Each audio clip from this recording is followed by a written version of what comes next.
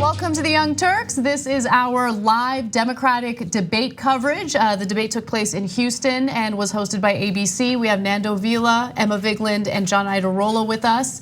It was a lengthy debate, to say the least. Many topics were discussed. There should have been more emphasis on climate change, as always. However, there was a lot of time spent on the topic of Medicare for all, healthcare, what the best plan is to move forward. And I like this debate a little more from what we've seen so far. I think that there was a little more time spent on the actual questions and the answers. And there were a few moments where I think Biden had his issues. Yes, that's a good way of putting it. With the talking? Yeah. Putting it diplomatically. The talking was a little hard for Biden. Yeah, exactly. Making coherent sentences. Yeah. One long syllable. Exactly. Yeah, the issue is that so far that hasn't seemed to hurt him too much or for too long. I mean, I think that his sort of core, I'm not gonna be specific, but I think that some of his core voters, those sorts of issues, they find them to be more understandable, I think.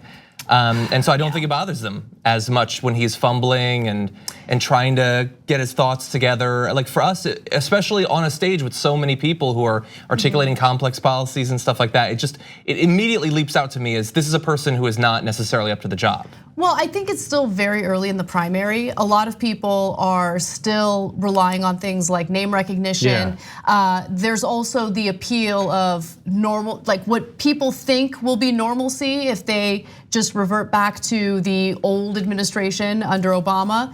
And so it's what Biden represents. It's, I think it's a little bit of nostalgia. And he's the guy you've seen on TV for like a decade. Right. That's like a huge part of his like appeal right now. I mean, I doubt there's a huge swath of Biden stands around the country. It's just the guy you're used to seeing on TV for a long time, and it feels like the guy who is just he's like, oh yeah, that's the one. He's not. But as soon as like the veneer of electability collapses around Biden, I suspect his support will collapse with it. So Cenk Uygur is in Houston and he joins us now. Cenk, welcome to our live debate coverage. How you doing? Great. So let's talk winners and losers. Right. So losers of this debate are fairly clear. Kamala Harris did not do well today. So she had a lot of rehearsed one-liners and they came across as coy and fake. Klobuchar's main argument was, I'm from the Midwest and I'll get people to stop fighting, but the progressives are totally wrong. That's not really getting people to stop fighting. There was a couple of people who disappeared in the debate. Buttigieg didn't say anything remarkable at all. And Elizabeth Warren had a couple of lines that I absolutely loved about corruption. And she pointed out the problem with getting gun control is not that we don't have enough people agreeing, it's the corruption stupid. So of course I love that she brought that back for climate change. But other than that, those two times, she actually did not have that strong a performance tonight. But when it comes to the winners, Andrew Yang, I thought, really stood out, and I thought he did a great job of standing out. Of course, a lot of the media won't agree with that, because whenever Andrew Yang is mentioned, they keep snickering. Well, how come he's beaten over 10 of the establishment candidates already? In fact, more than that, because he's in the top 6. His talk of democracy dollars were excellent. And then Beto O'Rourke did really well tonight. Booker did pretty well. But I thought the biggest winner tonight, and the first time I think that I'm calling him the winner of a debate, is Bernie Sanders. That's interesting. He was super populist. So yes, I say that's interesting because Cenk, I want to hear your reasoning for it, but I just want to give you my thoughts really quickly. I feel like Bernie struggled a little tonight, and it's because they barely went to him, especially when it came to the policies that I think he would shine in. He didn't get an opportunity to talk about the Green New Deal at all. That's no fault of his own. And also, I just think that I don't care about it, but when it comes to optics, I think the issue with his voice is gonna hurt him maybe a little bit. Nah, I don't think so. Look, I hear you, and I would be shocked if anyone else in the media agreed with me. But when he kept saying over and over again, we're going to get you health care, we're going to get you higher wages, we're going to get you all these things that are going to help you in your life, and I'm going to stand up to corporate power. To be fair, Elizabeth Warren also said on multiple occasions she was going to stand up for corporate power. But I could make an argument that his sore throat actually helped because he wound up having to raise his voice a little bit. Again, that's why the media will hate it, because they love civility and they love the status quo. But I think that if you're a real American that watched that, you're going to think, well, there's one guy who's clearly going to stand up for me. And I see a lot of other politicians here. And so I actually think this is going to help him more than any other debate. So Cenk, I'm curious what you think about Julian Castro's performance, because he went directly after Biden, and I thought he was the big winner of the debate, proportional to his place in the polls. What was the reaction in the room, and do other people agree with me there?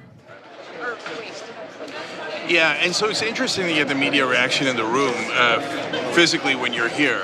And so there was a lot of groans at different times in the debate. Sometimes on the one-liners there was groans, and I agreed with that. There was snickering on Yang's ideas, which I don't agree with, and I think that's preposterous.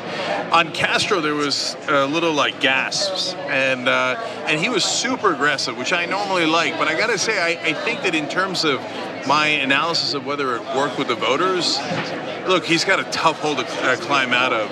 But he might have even come across as too aggressive for not for me, but for the average voter. But I did like that one line where he said, I think it was to Buttigieg, "This is a debate, right? We're trying to figure out who should be president," and that I liked a lot. Yeah, so I'm gonna come out and say it. It was a little too aggressive for me, right? So it just didn't. It made me so uncomfortable, and I don't agree with Biden. I actually agree more with Castro in what they were disagreeing about.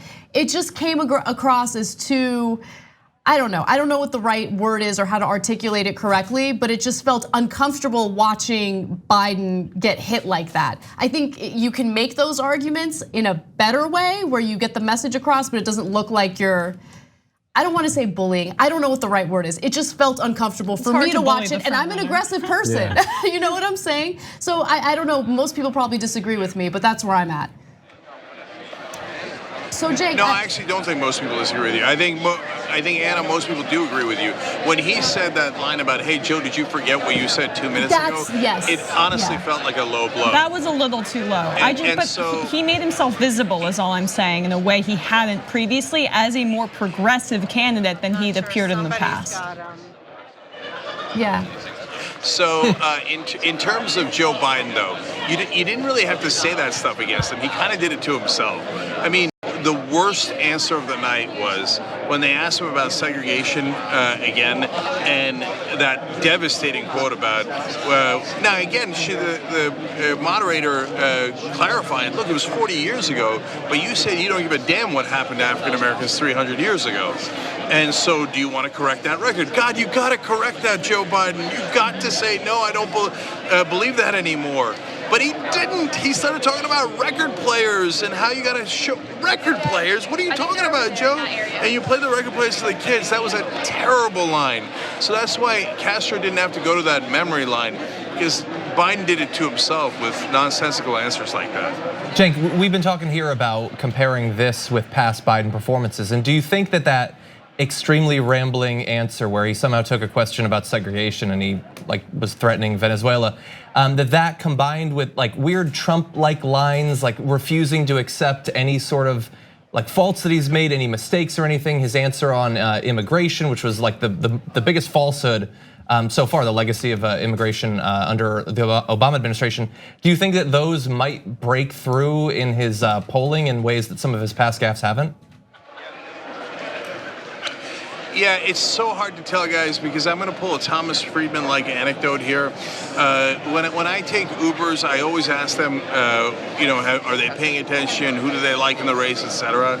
And almost everyone right now says, nope, not paying attention yet, don't know what's happening.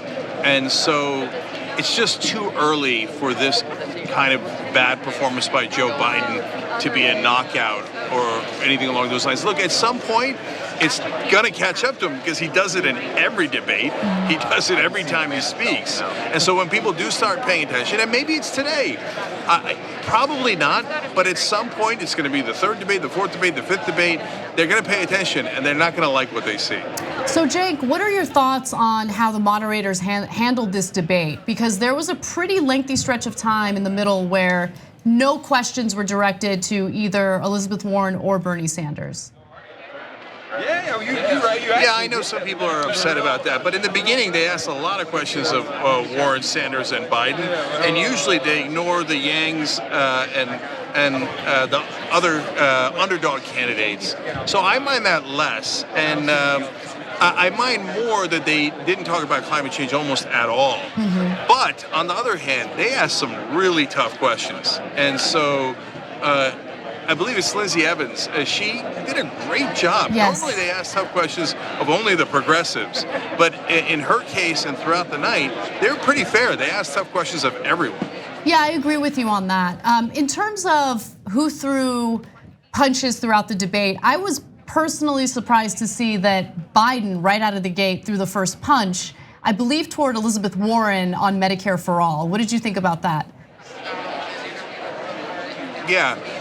Look, I love that they're having these extended conversations about Medicare for All because it's allowing Bernie Sanders and Elizabeth Warren to explain it better because it takes a little while to explain it. So they kept going back and saying, oh my God, poor private insurance. You're going to take people's private insurance away. So it allowed Warren to explain no one likes their private insurance. They like their doctors, they like the hospitals, they like their providers. And so And I wish they'd still, even to this day, in third debate, and they've had a lot of discussion about it, I just want them to say, when you lose your private insurance, that doesn't mean you lose insurance. You gain better insurance. Even though they don't say it in that crisp way, they still had a lot of opportunity to explain it better tonight. So I thought they did a terrific job with that. The TYT Plus app is now available on iOS and Android. Download to get more TYT content at tyt.com/app.